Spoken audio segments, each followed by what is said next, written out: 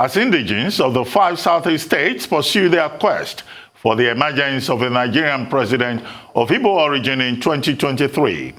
They have been accused of shutting the doors against other Igbo subgroups, chiefly from the South-South geopolitical zone.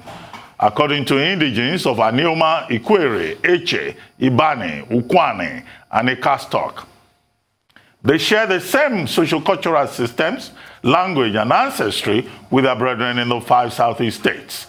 They are also contending that it will be undemocratic to subvert the rights of Igbos who are not domiciled in the southeast for the quest for an Igbo president come 2023. To discuss the push for a Nigerian president of Igbo origin and the views expressed by the Igbo subgroups in Nigeria, which have often been accused by southeasterners of only identifying with them when it is expedient. We are now being joined by Chike Ogeah, Managing Director of McFarlane Hospitality Limited and former Commissioner for Information in Delta State. Good morning, Chike Ogeah, and welcome to the show. And let me welcome you especially in Professor Akintenewa's manner. Chike Ogeah, Chike. Anyway, it's good to have you. It's good. Thank you. I'm happy to be here. Yeah, it's good to have you on the program. See to do Arufai as well. Nice to see you. Anyway, very quickly. Yes. Looks like everybody wants to be president.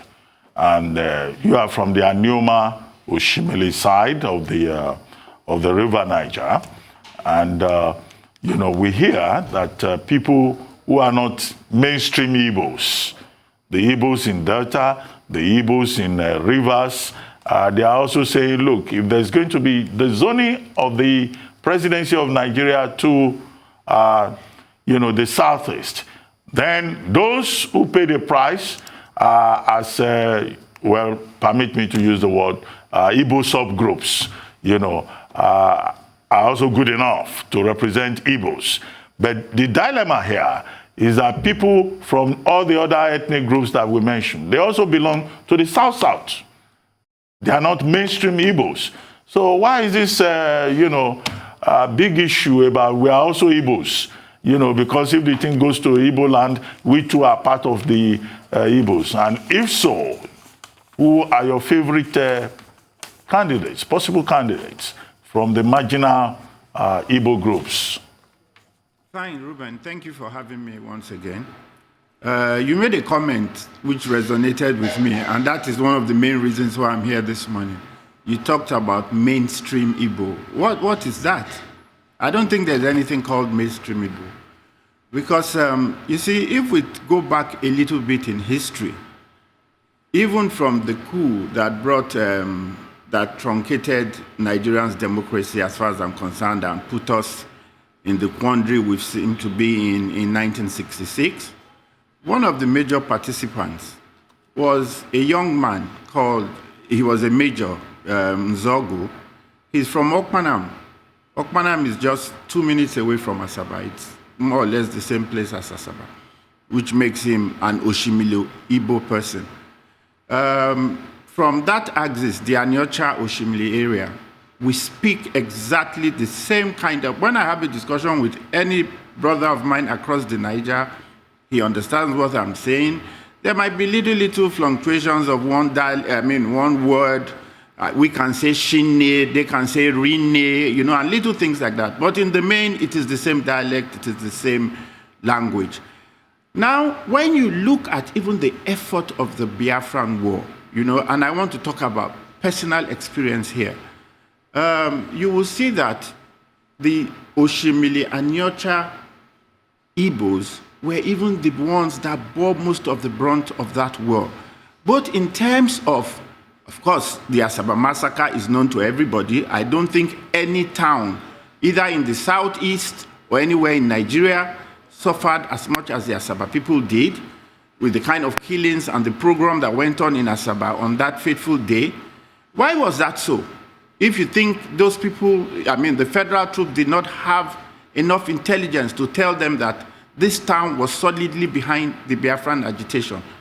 My late father was a medical doctor who was practicing in Benin at the time when the Civil War broke out. I was barely 6 years old. my 2 elder sisters. And my mom is of the Yoruba extraction. She had a choice of taking us to her parents in Ibadan where they were living. But she said, no, wherever my husband is going, I'm going to go with my husband. And they put us in 2 cars, and we went across. They went to look for an old friend of his, that they were all in Benin, who lived in Oka, Chief Dom Nwosu Njikoka, as they called him. And we stayed with him in his house in Oka, and both families became one, and thereafter we ran from one town to the other throughout the 30 months of the Biafran Civil War. Obviously, if my father did not take us away, possibly I might not even have been here, because the children were killed, women were killed. There is no family in Asaba that did not suffer the loss of one person or the other, a man, woman, or child. Because don't forget, when those federal troops came to Asaba, the idea was that, oh, come and welcome the federal troops, they are here. And they all gathered the people in the open field, and then they opened fire on them. So whenever I hear this talk about Igbo presidency, and people are trying to say there is some subgroup of Igbo, or there's mainstream Igbo, it doesn't resonate with me. Because you see, the Anioma people, or rather the Oshimili Anyocha people, will always be shortchanged in Nigeria. Let me tell you a little story. In 1999, when the new democracy started, it was everywhere. It was an open secret that the person that was tipped to be the secretary to the Federation at that time was Chief Philip Asiodu. He is my godfather, he's my uncle, he took me into government. We all know his antecedents, super palmsec, very cerebral and everything. He's one of the custodians of Nigerian history and political economy and everything. And he was supposed to be the secretary to the government of of Nigeria at that time. And just before the announcement was made, they decided that, oh no, since a southeasterner, an Igbo man, was going to be number 3, that is the Senate president, the Wazobia thing. There was going to be a president from the West, a vice president from the North, and the Senate president from the East, as it were, who was an Igbo man. Now, they refused to make it. He was not confirmed as the SGF anymore, which was supposed to be like number 6 or whatever in the hierarchy, because he was an Igbo man. So at that time, he conveniently lost that position because he was Igbo. But they didn't remember that he was also South-South, because the whole idea, they said they had to look for a true South-South Nigerian, and that's how Ufo Tekaite was made the secretary to the government. So you see, when it's convenient, we are not Igbos. When it's convenient, we are South-South. When it's convenient, we are not South-South. When it's not convenient, we are not Igbos. So you see, they can't keep picking and choosing for us all the time. And it is particularly heart-wrenching when I see, hey, we know how Nigeria works. Whether an Igbo man will be president, only God knows. Personally, I want to see that happen, even if you say, yes, the Igbos from the Southeast, have not enjoyed it at this time. But also the Igbos from Anyocha Oshimili, who have a skin in the game and who have suffered everything the Igbo man from across the Niger has suffered, has also never been. Don't forget that when Midwest was a region, the first premier, that is the only region that was even created by a referendum in Nigeria, when there were just 4 regions in Nigeria. The first premier was Chief Dennis Osadibe. Yes, he was from Asaba, and he was the premier of Midwest State. Midwest region, rather. So what I'm saying is that we never lacked the manpower, the capacity of human beings, or that human capital that can deliver on that kind of mandate as the president of Nigeria.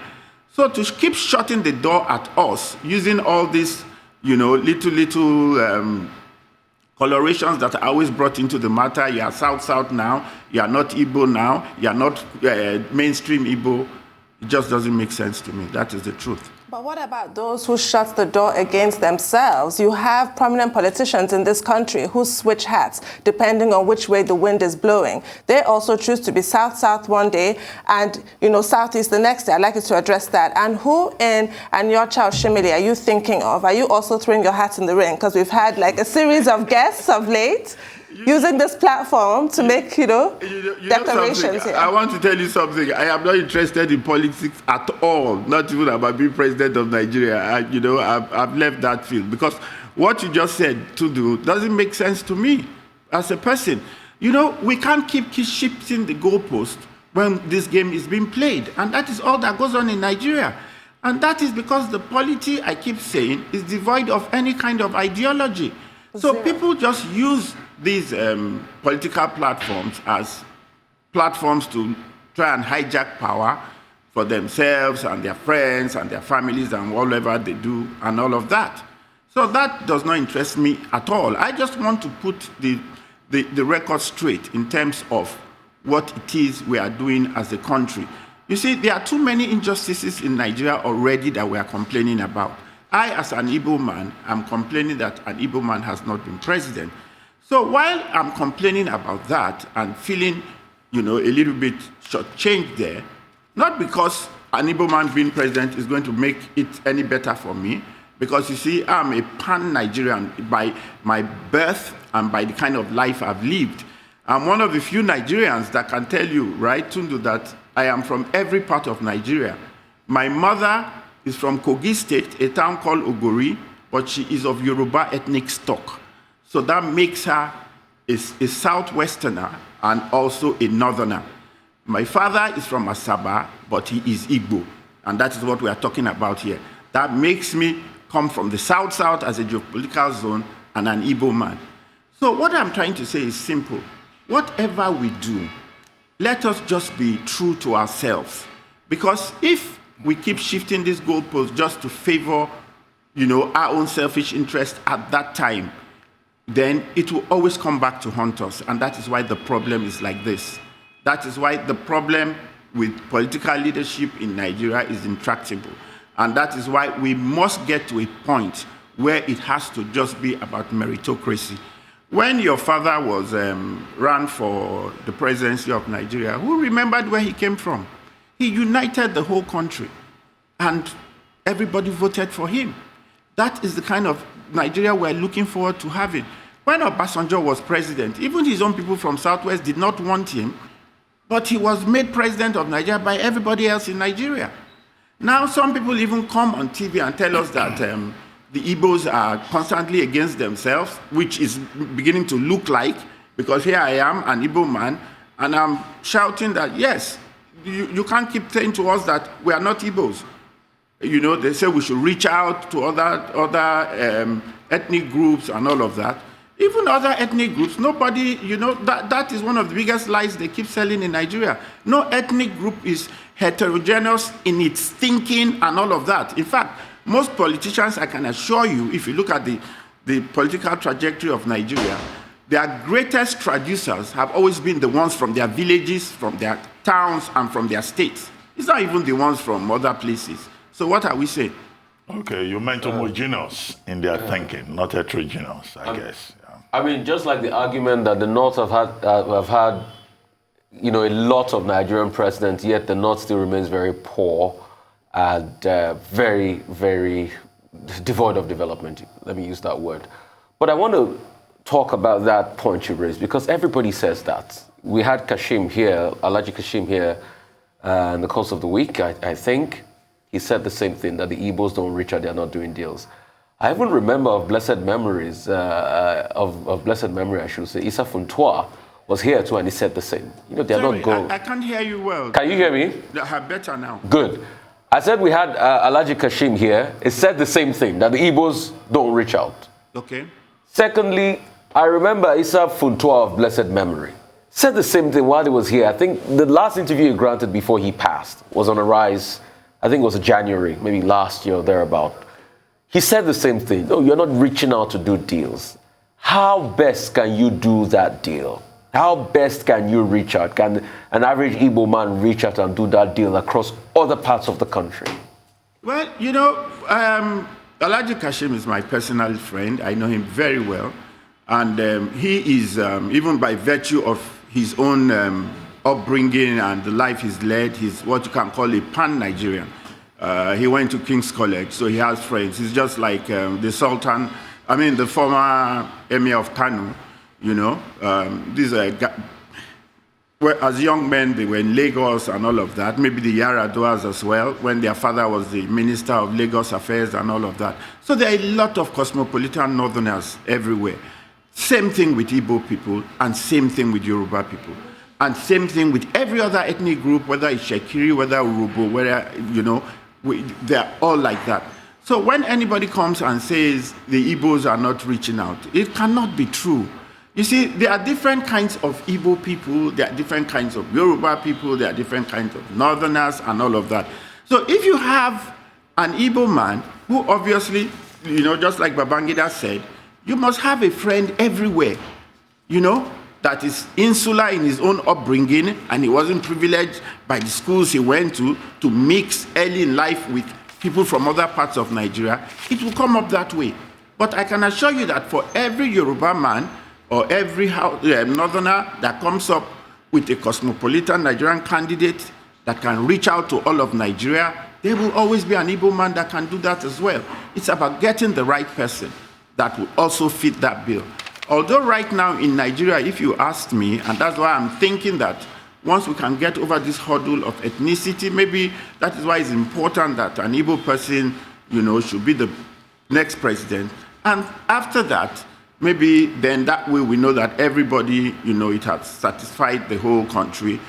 Then we now start going for strictly meritocracy.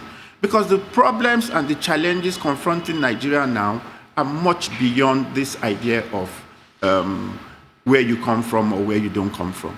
We need competent people, people that are vast in economics, people that are vast in human management, and people that are vast in world affairs, and, that can manage this country. Otherwise, even with all this talk we are talking about 2023, some of us still have our secret fears. If this country continues to go the way it's going, will we even make it to 2023? That is the problem. Or that is a question that should be asked. Well, Chike, good point you've made there about meritocracy. Other people agree with you. But there are others who are saying, look, we should focus on rotational presidency. Let it go round first before we begin to talk about merit. And if it's about merit, there are people of merit in every ethnic group in Nigeria. That's right. However, you made a good point also about the Asaba involvement in the Biafran War. My favorite books on that, The Asaba Massacre by Elizabeth S. Bird, who also wrote Niger Wife, and also the book by Emma Okocha, Blood on the Niger. Emmanuel Okocha, Blood That's on the Niger. I remember those books as you gave that story. But the issue with regard to Igbo presidency is that people from other places are not Igbo enough. They even say the kind of Igbo that you guys, from the subnational Igbo groups speak is not Igbo. Yeah, using that word again. So how do you deal with that? Because the mainstream Igbo, I don't think they will ever accept. Like that. That's why I'm here today. There's nothing like mainstream Igbo. We are all Igbos. I'm sorry. And anybody that comes here to tell you that is lying to you. We are all Igbos. I'm as Igbo as any other Igbo man in Nigeria. Okay, we've moved from ethnicity now. We're dealing with identity politics. Yeah. Because this is about identity. Who is the true Igbo? Maybe somebody else will still come and challenge some of your points. But I wanted to ask you, I asked you to maybe perhaps identify persons of merit from the Anyocha Oshimili wing that you think, can lead Nigeria. Maybe you have some names at the back of your mind, and maybe you also like to comment on what kickstarted the whole of this conversation. The front page story by this day newspaper containing 31 names of possible presidential candidates of Nigeria. I'm sure you saw that. Well, in the case of the Anyocha Oshimili one, the truth is this. There are a few of our people out there in the political space because you don't want, right from my father's generation, like I said, we have some of the best Nigerians ever. You know, from Chief Osadebe through to Justice Idigbe, to Justice Uche Omo, to the different medical physicians, Japhet Azinge, Nicholas Azinge, Olisa Chukwura, SAN. You know, we have some of the finest Nigerians. They were all academicians. They were all professionals of different hue and all of that. But the truth is that for you to want to lead, it's not just about being an accomplished person. That's not what leadership is about. You have to come out to say you want to lead. So in what we are talking about, the only person I can think of from the top of my heart, from the Anyocha Oshimiri axis, that has been very active in this political space and has been talking about leading Nigeria, and he is very capable of leading Nigeria. I might not believe in his politics, you know, whatever his politics is, but in terms of capacity, he's one of the best you can find, is somebody like Patu Tommy. Definitely, he's out there.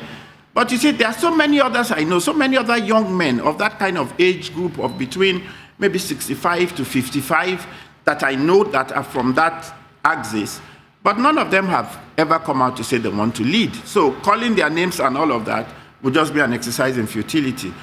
And then if we go back to what you talked about, which is the This Day publication that looked at Nigerians generally and thought about it. Yes, there was no doubt. There's a lot of merit in that list I saw, you know. But the truth is, yes, we all want a Nigerian that is 60 or 65, or we say anybody over 65 is too old by 2023 and all of that. That's fine. But we also know that it's not just about age. And the kind of problems we have in Nigeria now might need a lot of experience to be able to navigate out of it. You see, what they're talking about, this age thing, it's a situation where, as they say in those days when we used to do chemistry, was under normal temperature and pressure. But Nigeria is not that today at all. You know, so if you ask me, the kind of people I am looking at that can give good leadership in Nigeria from wherever they come from, and that have the structures on the ground, because what we are talking about, the election is barely 2 years away, and we know how expensive and how, you know, how diverse Nigeria is. There is no abracadabra you are going to do with a new candidate today and all of that. The young man that was in CBN has really impressed me because he has also shown that he wants it, and I can tell he has the capacity. So that's Kingsley Moghalu. I don't care where he comes from. He seems a good candidate. Whether we like it or not, the two Trojan horses we have in Nigerian politics as we speak today, Bola Tinubu and Atiku Abubakar, irrespective of their ages, can never be discounted when you talk about leadership in 2023.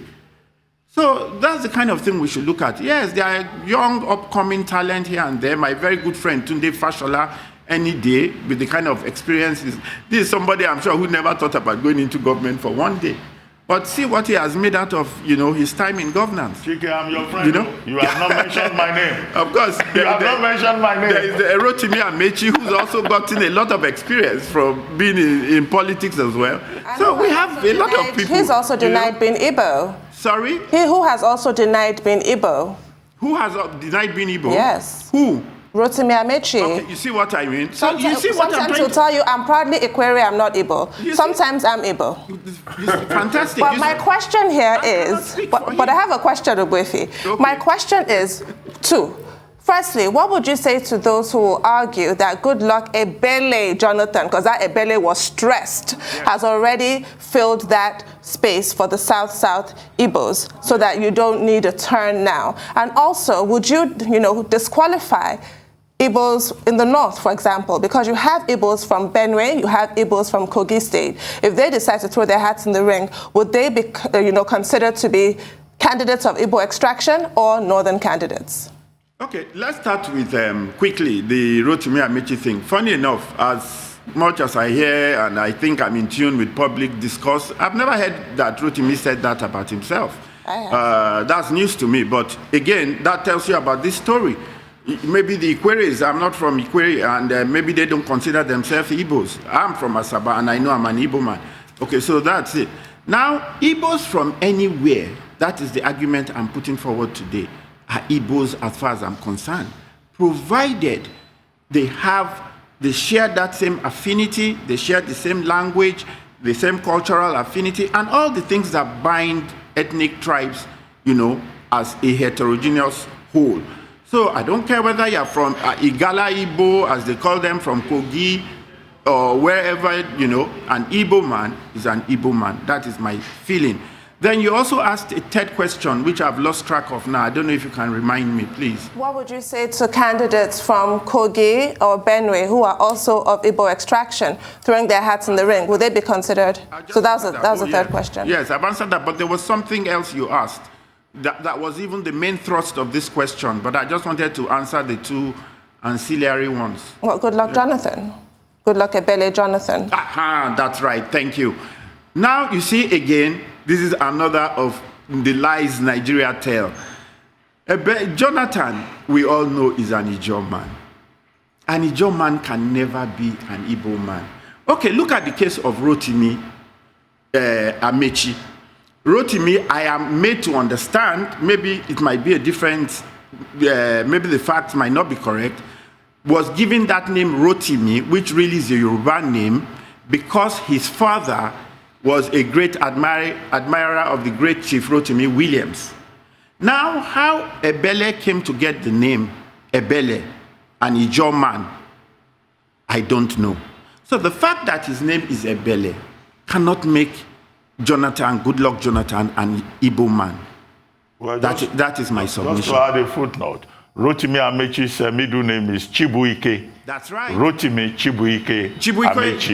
And do you want me to tell you the meaning of Chibuike? God has power. That's what it means. It's almost the same. It's almost the same meaning as my own name, Chukwuwike, which is the full naming of my name. God has power. I have my own little footnotes as well. You said you weren't sure of when that happened. Was at a public event where he was described by Chief Joe Iruku, who I believe then was a president. Professor, please. Professor. Professor Joe Iruku. I do beg your pardon.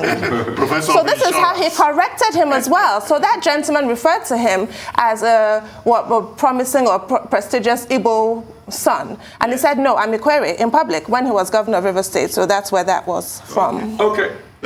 Chike, amidst all of this fight for identity and this jostling for Igbo presidency in 2023 is the fate of our land. And maybe soon we'll soon start having the fate of land.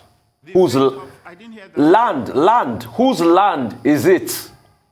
And I'm talking based on this grazing gazette now by the federal government, by the president. Because the conversation now is who is Igbo, who is not Igbo. But the unity of this country has still been hinged on who owns XYZ land. No, but what's your take on that, Chike? Ruben had put that to bed. There's a 1969 judgment from one of my very good friend's father, Justice Adewale Thompson, who has put that to rest, that open grazing is not allowed in anywhere in southern Nigeria. And I think the different states have started making those laws, in their own states, the different assemblies. And obviously, you cannot do anything that is illegal in any state. So I don't lose any sleep over that. If anybody thinks they can try to railroad that kind of initiative in Nigeria, I don't think it will work. Anybody that wants to, you see, and this is 2021, dairy products, livestock, they are a major mainstay of any economy. Even in Holland and all those places where they do all those things, go and find out. They don't do open grazing.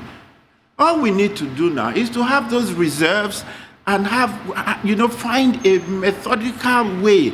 Apparently, the governor of Ekiti State, I hear he's already doing something like that. He imported some cows the other day. I don't think they are gallivanting all over Ekiti State. I think there's a massive reserve that where those cows are being reared. It's a major, as far as I'm concerned, it's a major business. It's like selling spare parts, motor spare parts, the way the Igbos do, and anybody can go into it. I can invest in a farm and have all my livestock in one farm. But I cannot take my livestock and start interfering in other people. Are you comparing herders to spare part sellers now? Is that the case? No, what I'm comparing, or the analogy I'm trying to make, I'm just saying grazing or, rearing of cattle is a business. That is all I'm saying. Just like the way we sell spare parts, the way we sell clothes, all the boutiques on Awolowo Road that I just came in through, they're all businesses. Well, Chike, that is the point I'm making. Let's try to see if we can close this where we started from. Do you really believe that an Igbo presidency will happen in 2023? Or do you suspect that those persons from the northern part of the country who have been saying, look, Igbos can't be president because they will never reach a consensus, would look at this, your conversation with us and say, okay, look at it now. The people in the 5 states of the Southeast, they are fighting among themselves. They can't reach a decision.